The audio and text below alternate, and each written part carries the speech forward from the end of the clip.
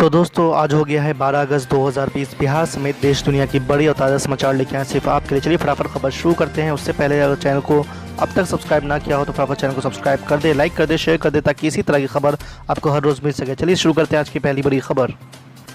आज की पहली बड़ी खबर, मुख्यमंत्री नीतीश कुमार ने कहा है कि राज्य में कोरोना संक्रमण से निपटने के लिए त्रिस्तरीय इलाज की व्यवस्था की गई है। 310 Covid care centre, 150 dedicated Covid health centre और 10 मेडिकल कॉलेजों में डेडिकेटेड कोविड हेल्थ अस्पताल कार्यरत है। कोरोना मरीजों के लिए अभी 32,124 बेड उपलब्ध है, जिनकी संख्या बढ़ाकर 70,000 की जा रही है। प्रधानमंत्री नरेंद्र मोदी द्वारा मंगलवार को कोरोना संक्रमण की ताज़ा स्थिति को लेकर 10 राज्यों के मुख्यमंत्री के साथ की गई समीक्षा बैठक में मुख्यमंत्री ने यह जानकारी दी है, साथ ही केंद्र सरकार से सहयोग भी मांगा है। आज की दूसरी बड़ी खबर, बिहार विधानसभा के चुनाव तय समय पर होंगे या नहीं, इसे लेकर चल रही अफवाहों और कयासों पर चुनाव आयोग ने ब्रेक लगा दिया है।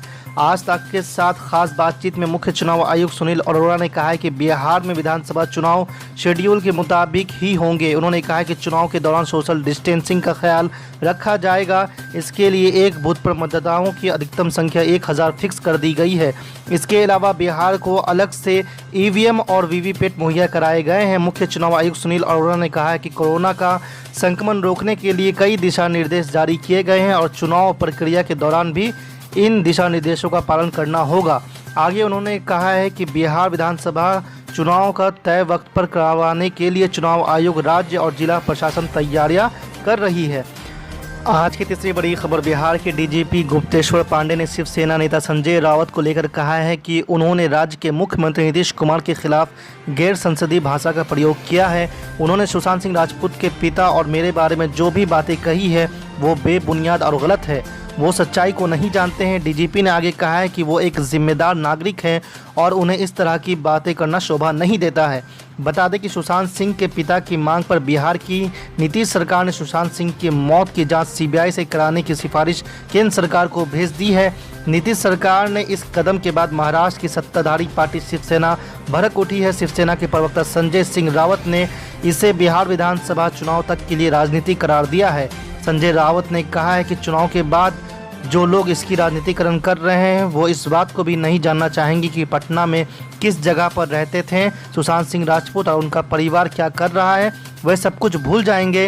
रावत ने आगे कहा है कि सुशांत पटना में पैदा हुए थे लेकिन मुंबई ने उन्हें सब कुछ दिया था। आज की चौथी बड़ी खबर, जाने माने उर्दू शायर राहत इंदौरी नहीं रहे। मंगलवार शाम 5 बजे उन्होंने अंतिम सांस ली। उन्हें कोरोना वायरस था। मध्य प्रदेश के इंदौर स्थित एक अस्पताल में वो भर्ती थे। वहां उन्हें आज 2 बार दिल का दौरा पड़ा था लेकिन उन्हें बचाया नहीं जा सका। श्री अरबिंदो अस्पताल ने उनके निधन की पुष्टि की है। समाचार एजेंसी ANI को अस्पताल के डॉक्टर विनोद भंडारी ने बताया, राहत इंदौरी साहब अब नहीं रहे। उन्हें 2 दिल के दौरे पड़े थे पर हम उन्हें नहीं बचा सके। उन्हें कोरोना पॉजिटिव पाए जाने के बाद रविवार को अस्पताल लाया गया था। उन्हें 60% निमोनिया भी था। राहत इंदौरी साहब के निधन पर शायरी और कविता जगत में मातम जैसा माहौल पनपा हुआ है। उनके साथी शायरों, दोस्तों, चाहने वालों और फैंस ने उनके निधन पर दुख, संवेदना और हैरानी जताई है। इन्हीं में से एक कुमार विश्वास, उन्होंने ट्वीट कर कहा है, हे ईश्वर, बेहद दुखद, इतनी बेबाक जिंदगी और ऐसा तरंगित शब्द सागर इतनी खामोशी से विदा होगा कभी सोचा ना था।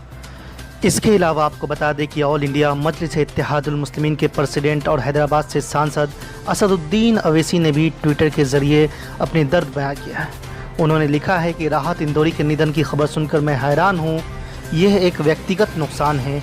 अल्लाह पाक उनकी मग़फ़िरत करे और उनकी कब्र को रोशन करे। साथ ही साथ उन्होंने एक वीडियो क्लिप भी शेयर किया है जो 25 से 26 जनवरी की है, जो CAA, NRC और NPR के ख़िलाफ़ एक एहतजाजी मुशायरे का है। तो देखिए वो वीडियो क्लिप जो उस दिन रात को असदुद्दीन अवैसी साहब और राहत इंदौरी साहब एक ही मंच पर थे। साथ चलना है तो तलवार उठा, मेरी तरह मुझसे बुज़दिल की हिमायत नहीं होने वाली है। साथ चलना है तो तलवार उठा, मेरी तरह मुझसे बुज़दिल की हिमायत नहीं होने वाली। और अब के जो फैसला होगा वो यहीं पर होगा। हमसे अब दूसरी हिजरत नहीं होने वाली। अब के जो फैसला होगा वो यहीं पर होगा। लगेगी आग तो आएंगे घर के ही सदमे। यहां पे सिर्फ हमारा मकान थोड़ी, लगेगी आग तो आएंगे घर के ही सदमे। यहां पे सिर्फ हमारा मकान थोड़ी है मियां। हमारे मुंह से जो निकले वही सदाकत है। हमारे मुंह से जो निकले वही सदाकत है। हमारे मुंह में तुम्हारी जुबान थोड़ी है। हमारे मुंह से जो निकले वही सदाकत। हमारे मुंह में तुम्हारी जुबान थोड़ी है। हमारे मुंह में तुम्हारी जुबान थोड़ी है। मैं जानता हूं कि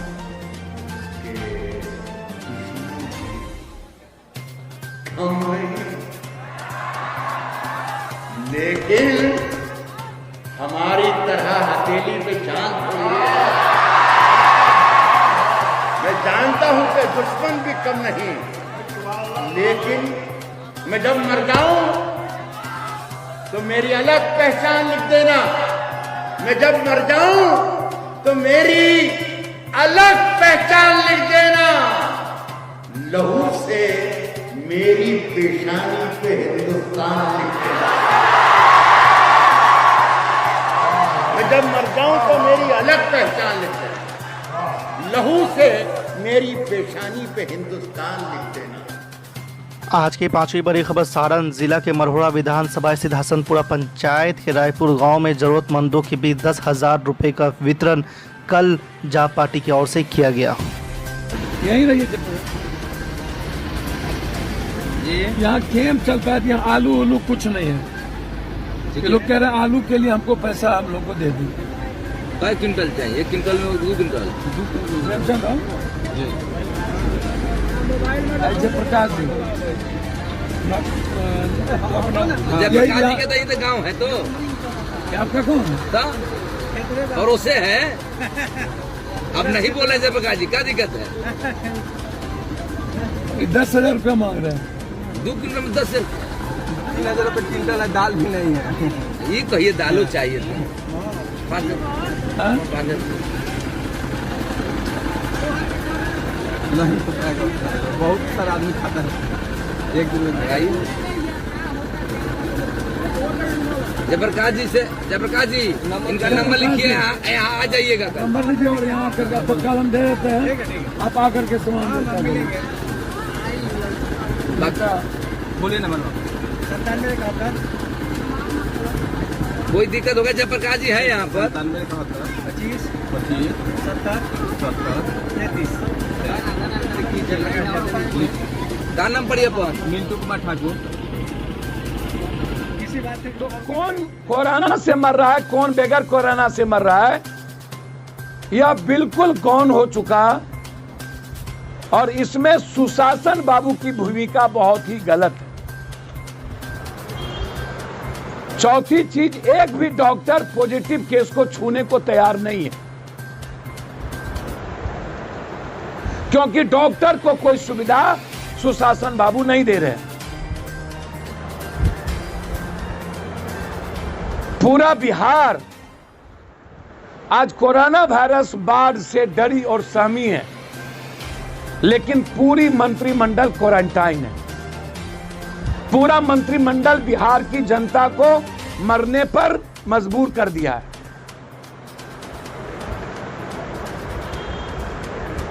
इमोशनल ब्लैकमेलिंग कर रहे हैं। डबल इंजन की सरकार होने के बाद अभी तक बाढ़ में केंद्रीय टीम नहीं पहुंची, और न ही दिल्ली ने बिहार के 60 लाख लोगों के लिए कोई घोषणा किया। काहे? क्या बिहार पाकिस्तान में है? क्या बिहार नेपाल में है? क्या बिहार बांग्लादेश में है? क्या बिहार हिंदुस्तान का हिस्सा नहीं है? क्या कारण है कि बिहार के एक एक लोगों को मरने पर मजबूर कर दिया गया?